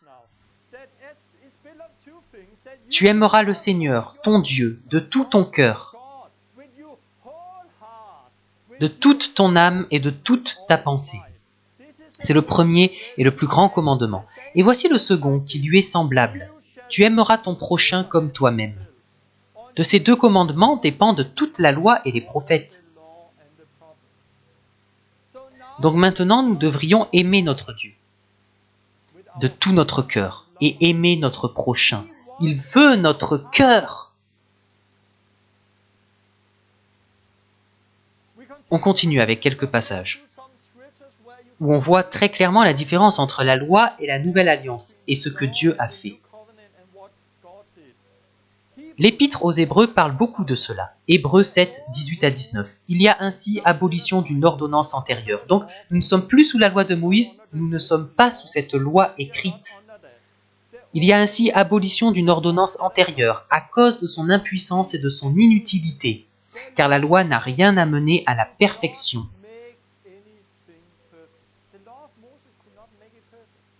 Et introduction d'une meilleure espérance,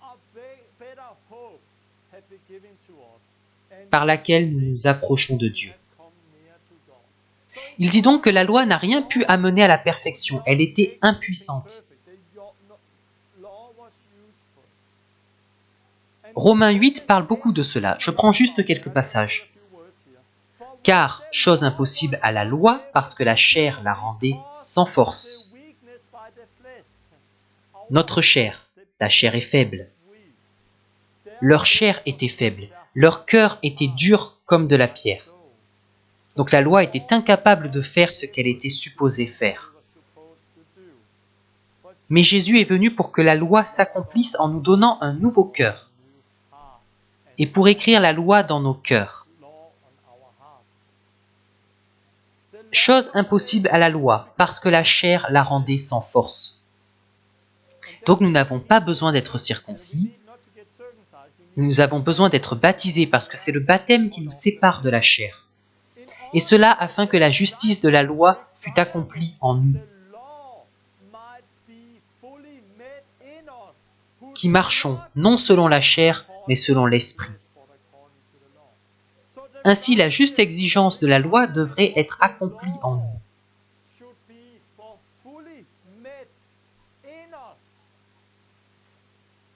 Qui marchons non selon la chair, mais selon l'esprit. Il est souvent question de comment c'était avant et de comment c'est maintenant. Par exemple, mais maintenant, étant morts à cette loi sous laquelle nous étions retenus, nous avons été dégagés de la loi, de sorte que nous servons dans un esprit nouveau et non selon la lettre qui a vieilli. Romains 7, 6. Nous ne vivons pas de l'ancienne manière du code écrit. Nous ne vivons pas par la loi, nous vivons par l'esprit.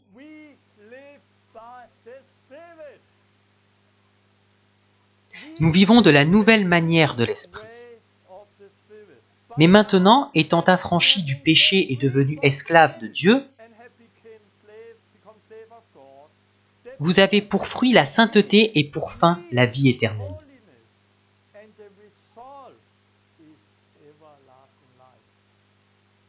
Le résultat de cette vie dans la sainteté est la vie éternelle. Car le salaire du péché, c'est la mort. Mais le don gratuit de Dieu, c'est la vie éternelle en Jésus-Christ notre Seigneur. Romains 6, 22. Je veux vous montrer quelque chose. La loi de Moïse était faible, elle était incapable de faire ce qu'elle devait faire. Parce que leur cœur était dur. Alors Dieu a créé une nouvelle et meilleure alliance. Et dans cette alliance, il a créé un nouveau cœur en nous. Il a écrit la loi, les 10 commandements. Non pas sur de la pierre pour les mettre dans un temple, mais dans nos cœurs. Et il les a mis dans notre corps vivant. Nous sommes le temple du Saint-Esprit. Nous pouvons maintenant être en communion avec Dieu. Et nous sommes donc libres de la culpabilité, de la honte et de la condamnation. La loi de Moïse ne pouvait pas le faire, donc Dieu est venu avec une chose meilleure. La loi en était incapable à cause de notre chair. Mais Dieu a envoyé son Fils Jésus-Christ. Et il a fait ce qu'il devait faire par le sang de la nouvelle alliance. Donc maintenant que l'exigence de la loi est entièrement satisfaite en nous,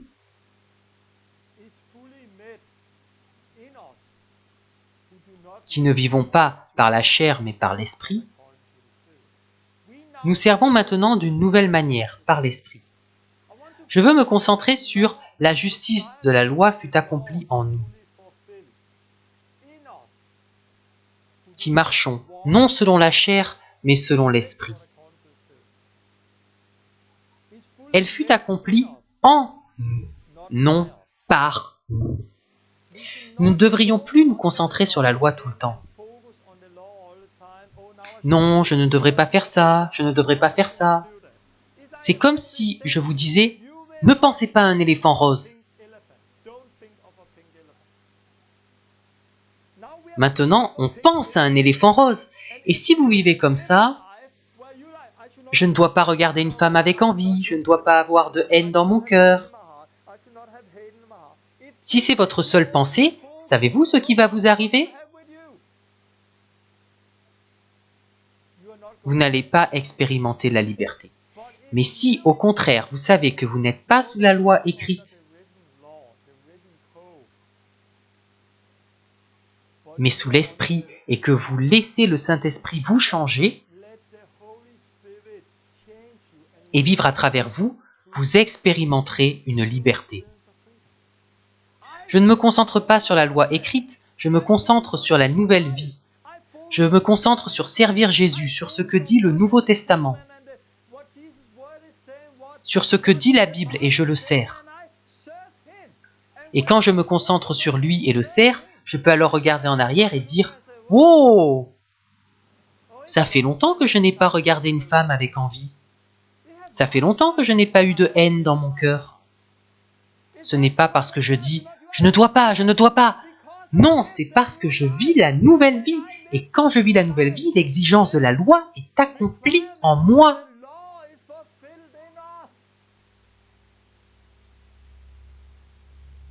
C'est vraiment important, et si je regarde l'Église aujourd'hui, beaucoup de gens dans les assemblées ne sont pas sauvés. Honnêtement, ils ne sont pas sauvés, ils vivent encore sous la loi dans l'ancienne alliance. Ils ne sont pas sauvés, ils ne sont pas baptisés dans l'eau et n'ont pas le Saint-Esprit. Ils n'ont pas la nouvelle vie qu'on lit dans la Bible. Et ces gens vont sentir de la culpabilité, de la honte et de la condamnation tout le temps. Peu importe ce que vous leur dites. Sortez prêcher l'Évangile, éloignez-vous de ces choses, ce sont des péchés. Peu importe ce qu'on dit. Ils pensent « Oh, je me sens condamné, je me sens condamné ». Et ils sentent toujours comme ça, peu importe ce qu'on leur dit de faire. Car tout ce que vous leur dites est comme une nouvelle loi pour eux. Mais si vous êtes une nouvelle créature, si vous êtes libre, vous pouvez lire la parole de Dieu et ne pas vous sentir condamné. Vous allez plutôt vous dire « Oh, j'ai besoin de travailler avec ça, j'ai besoin de le vivre ». Mais vous ne le faites pas dans la honte, mais dans la liberté. Et beaucoup de personnes n'en sont pas encore là dans l'Église. Parce qu'on a fait un compromis avec l'Évangile. On dit « Invite Jésus dans ton cœur et tu seras sauvé ». Il n'y a ni repentance, ni baptême dans l'eau, ni baptême dans le Saint-Esprit. Et donc les gens essaient de vivre par la lettre de la loi. Mais elle n'est pas écrite dans leur cœur.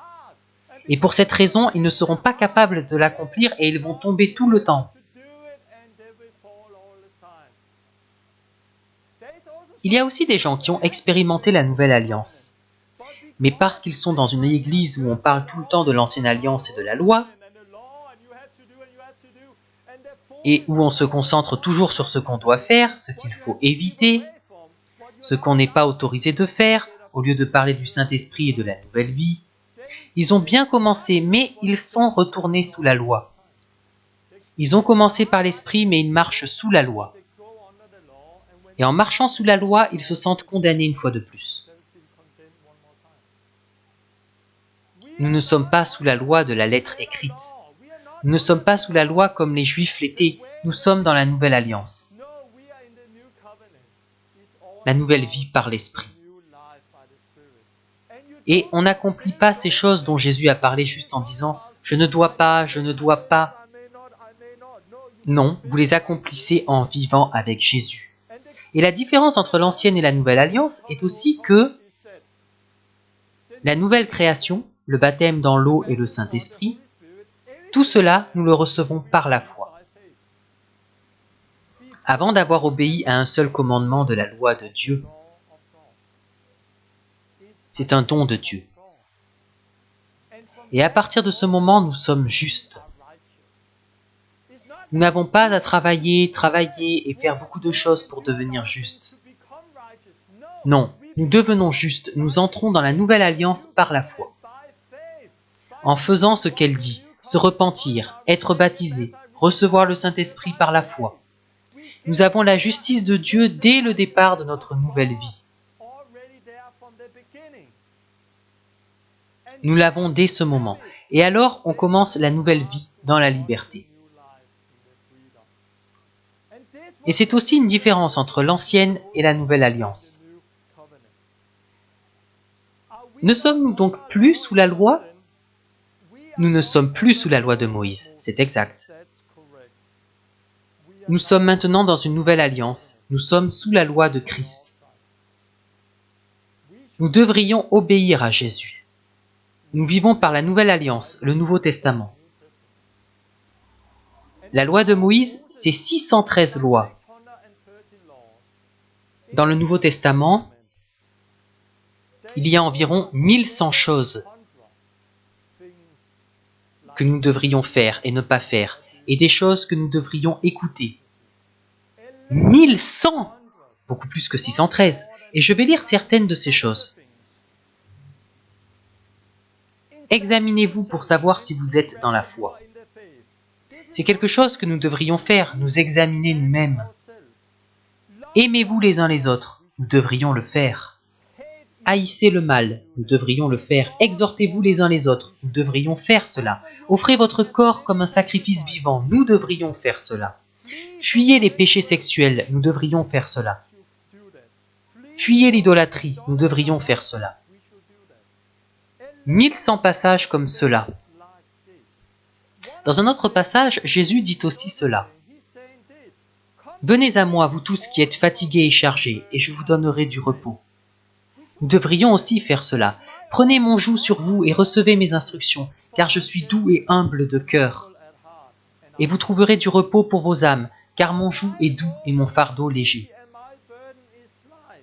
C'est aussi quelque chose que nous devrions faire. La différence avec la Nouvelle Alliance et la loi de Jésus,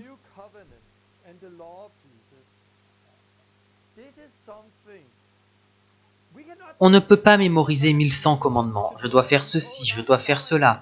Oh, et Jésus a aussi dit, allez et faites de toutes les nations des disciples. Ok, je dois annoncer l'évangile et je dois aussi m'examiner. Oh, je dois faire ceci, je dois faire cela. Non, la loi de Jésus ne fonctionne pas comme ça.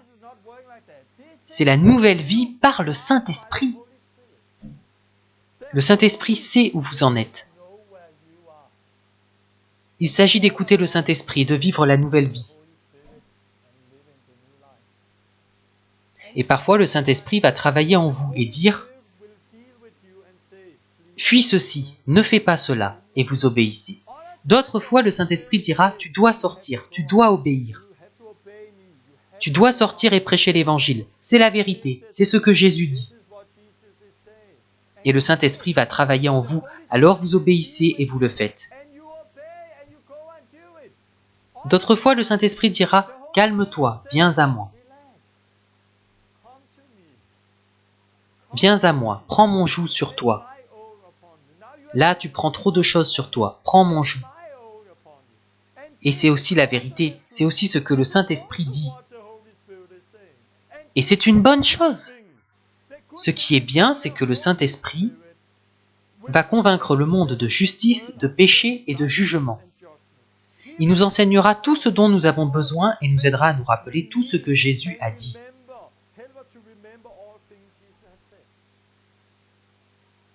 Je ne sais pas où vous en êtes, mais on commence par la repentance, le baptême, le Saint-Esprit, la nouvelle vie. Alors nous sommes libres, pas de condamnation, nous sommes libres du péché, et le Saint-Esprit commence à travailler en nous. Au début, pour moi, c'était sur les grands péchés physiques.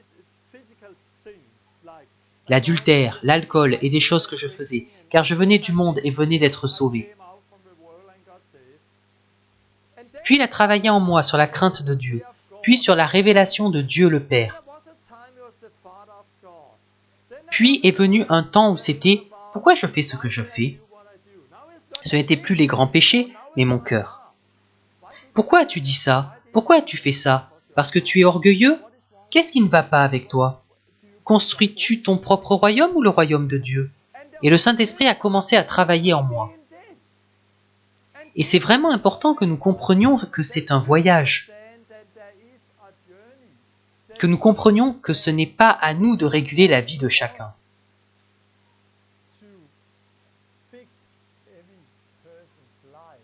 Mais au Saint-Esprit, par la nouvelle vie. Il y a quelques années, j'étais un mauvais leader, car je disais aux autres, « Tu ne dois pas faire ci et ça. » Et j'ai commencé à les remettre sous la loi, « Tu ne dois pas faire ci et ça. » Et ça n'aidait pas les gens de les mettre sous la loi tout le temps. Et c'est ce que font beaucoup d'églises. Non, à la place, nous devrions leur donner la nouvelle vie.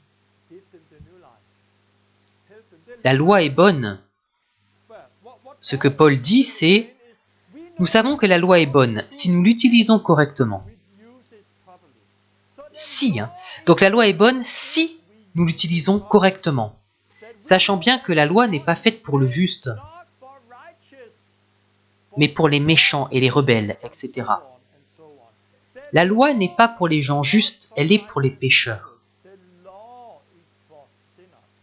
J'utilise la loi quand je partage l'évangile. J'utilise aussi ce que Jésus dit ici, pour que les gens comprennent leurs péchés. Parfois, je partage l'évangile avec des personnes qui se disent chrétiennes, car je vois d'après leur vie qu'elles ne sont pas sauvées. Elles ne vivent pas dans les nouveaux commandements, elles sont encore sous la loi et vivent dans le péché. Donc là aussi, j'utilise la loi. Mais quand les gens commencent leur nouvelle vie, nous ne devrions pas utiliser la loi tout le temps. Non, nous devrions les aider à marcher dans l'esprit. Et après avoir laissé le Saint-Esprit travailler leur vie, je les ai vus grandir à un point que je n'ai jamais vu auparavant. Car c'est le Saint-Esprit qui travaille en eux. Je suis passé par les étapes A, B, C, D, E. J'en suis peut-être à M maintenant. Certaines personnes en sont à P, d'autres à E. Chacun en est à un endroit différent dans son voyage. Mais le Saint-Esprit sait où ils en sont. Il sait quelle est la prochaine étape pour chacun. Donc nous ne devrions pas prendre les 1100 lois que Jésus apporte dans le Nouveau Testament. Nous devons seulement lire le Nouveau Testament. Prier, chercher Dieu et laisser le Saint-Esprit travailler en nous. Ne vous concentrez pas seulement sur la lettre. Ne vous concentrez pas sur la lettre de l'Ancien Testament. Vous êtes libre. Concentrez-vous sur le Nouveau Testament. Concentrez-vous sur l'Esprit. Je vais m'arrêter maintenant et j'espère vraiment que cet enseignement va vous aider et vous libérer. Que vous allez comprendre que vous n'êtes plus sous la loi. Maintenant, vous devriez vous concentrer sur l'Esprit. Nous servons d'une nouvelle manière, celle de l'Esprit. De bien des façons, c'est facile d'être chrétien. Écoutez seulement le Saint-Esprit. Lisez le Nouveau Testament, lisez l'ensemble de la Bible, bien sûr. Mais lisez le Nouveau Testament et laissez-le entrer dans votre vie. Qu'il fasse partie de votre identité. Et alors vous verrez comment le Saint-Esprit vous dit « Non, tu dois faire ceci, fuir cela ». Le Saint-Esprit travaille en nous. Il nous rappelle « Tu dois sortir et prêcher ». « Hé, du calme, prends mon joug sur toi, prends du temps avec moi ». Le Saint-Esprit nous guide. Et c'est en cela que nous vivons aujourd'hui. Nous ne vivons pas dans le code écrit, nous vivons par l'Esprit, la nouvelle vie. Ce que la loi ne pouvait faire, Jésus est venu et l'a fait dans la nouvelle alliance. En écrivant la loi dans nos cœurs, en nous donnant le nouvel esprit. Et je crois que ça va vous aider et vous libérer. Je vais prier et mon épouse va chanter. Dieu, merci pour cet enseignement. Je prie qu'il aide les gens et les libère pour vivre la nouvelle vie que tu as pour chacun. Merci car nous ne sommes pas sous la loi, mais sous la grâce, sous la vérité. Par la grâce, nous recevons tout, la nouvelle vie. Alors nous commençons à vivre dans la vérité. Et puis la vérité nous libère. Nous te remercions pour cela. Jésus, nous te remercions pour ta justice par la foi et parce que tu nous as donné cette justice, de sorte que par notre amour pour toi, nous puissions te servir. Nous n'avons pas besoin de garder tes commandements pour que tu nous aimes. C'est parce que nous t'aimons que nous voulons garder tes commandements. Parce que tu as déjà déversé ton amour dans nos cœurs par le Saint-Esprit, nous voulons te servir. Donc viens Jésus avec ton Saint-Esprit et ouvre nos yeux et libère-nous. Au nom de Jésus. Amen. J'espère que vous en avez retiré quelque chose. Ce n'est pas un fardeau, c'est une nouvelle vie. Nous aimons Jésus, nous le suivons et nous voulons garder sa loi. Nous voulons le servir parce que nous l'aimons. Tout tourne autour de l'amour, autour de la nouvelle vie, l'esprit. La prochaine fois, je serai plus pratique. Dans les prochaines leçons, je veux vous aider à utiliser cela. Vous aider aussi à atteindre d'autres personnes avec ça. Donc à très bientôt et Dieu vous bénisse.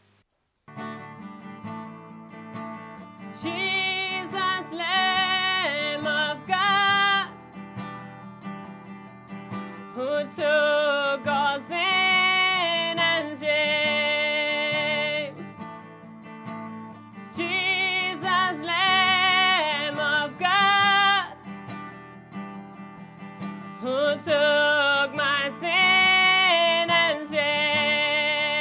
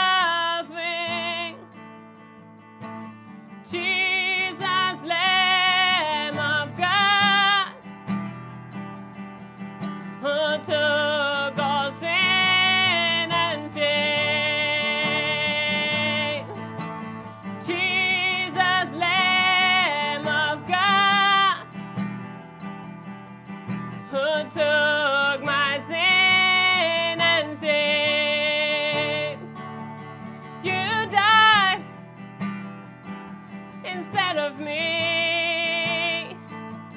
You took that punishment that belonged to me. You took my sickness at the cross. At the cross, you took my suffering. I worship you.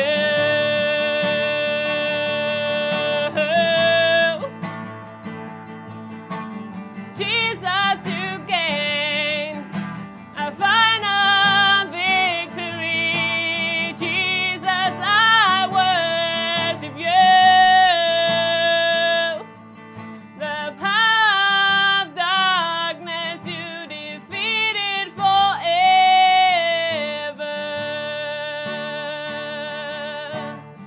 Jesus, thank you, Jesus.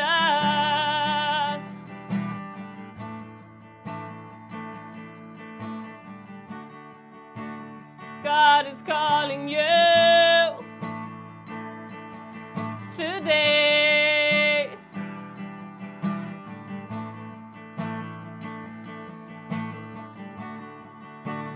Give your life to Him.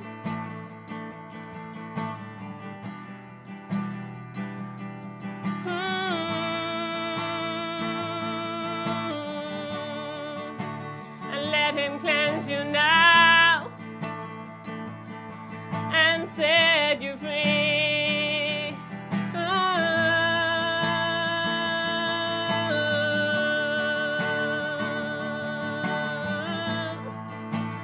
Then your song can be,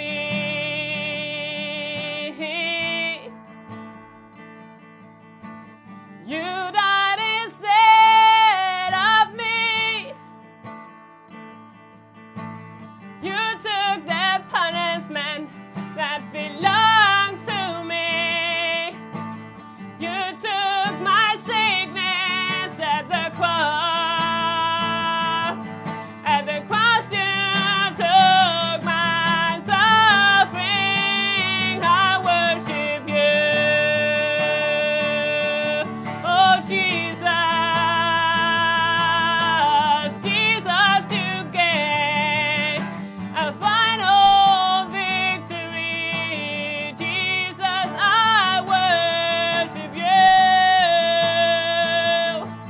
The power of darkness you defeated forever. Forever.